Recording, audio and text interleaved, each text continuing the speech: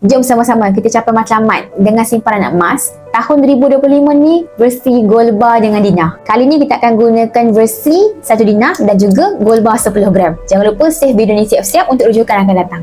Untuk dana umrah, kita boleh target 2 keping 10 gram ataupun 5 keping 1 Dina.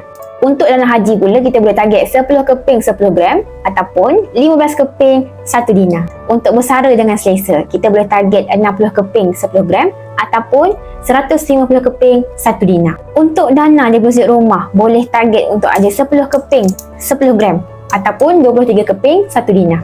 Kalau nak kahwin dengan selesa, boleh target 10 keping 10 gram ataupun 23 keping 1 Dina.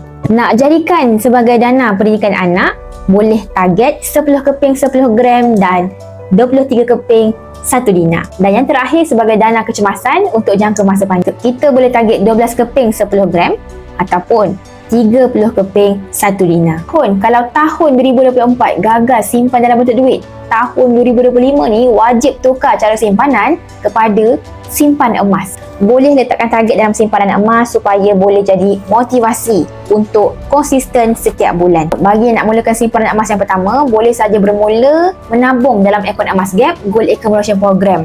Boleh bermula serendah RM100 yang mana akan dapat bersamaan dengan 0.2 gram emas. Dan akhirnya kita boleh juga capai matlamat dengan menggunakan simpanan emas. Nak simpanan emas dengan ilmu, saya ialah Delegate Aktif dalam rangkaian G100 pimpinan Tuan Muhammad Zulkifli bin Syafiee. Boleh klik link di profil untuk saya bantu sebaiknya, insya-Allah.